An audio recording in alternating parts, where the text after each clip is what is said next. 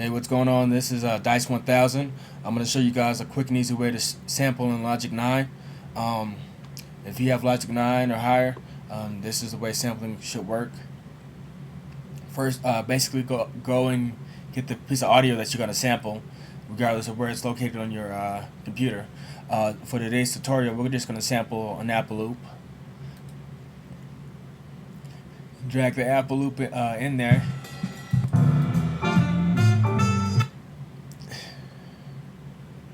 Now, there's two ways to sample in Logic 9. The first way is called transient. Basically, it's sampling each individual sound or transient. Just right-click, go to Convert Sampler to a new sampler track. Choose Transient Markers,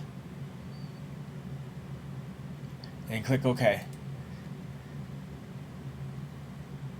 And it converts the each individual sound to a sample that is placed on your keyboard. Now, also I want to point out though, you have to make sure it's an actual audio track, because you can't sample MIDI information, which is what this is right here. Basically, MIDI information is just bars, and what those bars are is just a way for the computer to read the audio. So make sure you're sampling an actual audio file. Another way to sample in Logic is to Logic 9 is to drag the audio file back in there again. If you have a different piece of audio, make sure you have it selected. Right click and sample by regions.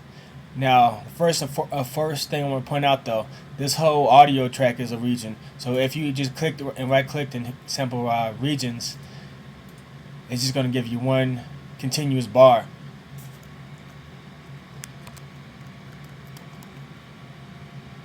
Of that instrument. That's not the correct way to sample by regions in Logic. The way you want to do it is get your audio. Now, there's various ways to chop up this audio. You can use the manual chop, which is a manual split region, which is the / button, which is located over the delete button. Under the delete button, over the return button, and you use it by just hitting that / button each time the audio, while the playhead's moving, while the actual song is playing. The quickest way I know how to sample, chop up a sample in Logic, is to hit Escape,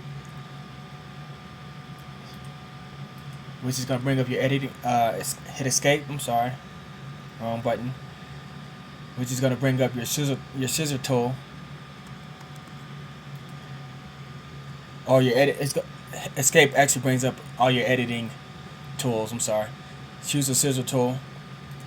A little trick that someone told me is if you hit Option while clicking on the scissor tool, it actually chops up your audio into equal lengths. So you see all the audio is already chopped up.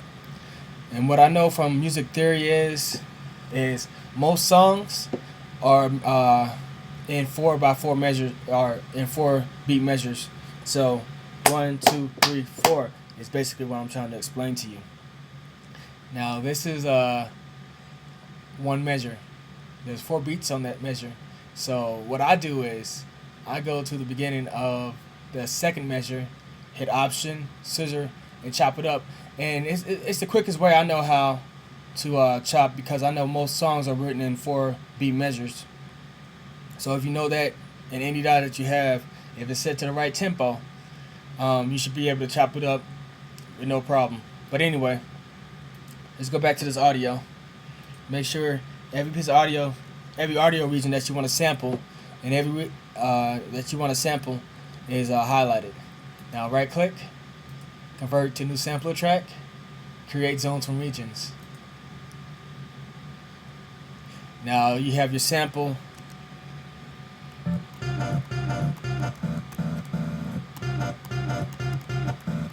Now you have your sampler instrument mapped to your keyboard.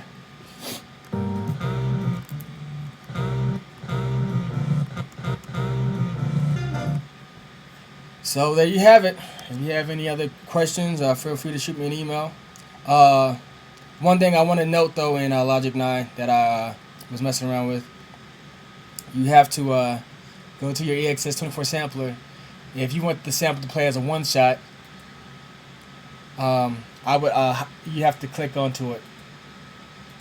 That means one shot basically means it'll play all the way through as long as the button's pushed down. Another thing I wanted to point out is if you want only one song, only one sound to be triggered at a time, on the surface of your EXS24 sampler, there's a place that says legato, mono, and poly. Click on mono. Mono is saying that basically only one sound will play at a time in your EXS24 sampler, so you won't have notes or sounds running over each other. It'll only play one sound at a time. So if I had the one shot clicked on, I would show you that way. But basically, that's all I have. So if you want to play it as a one shot, but you don't want it to run over the next sound, click on mono. So that's all I have for today. If you have any questions, feel free to shoot me an email.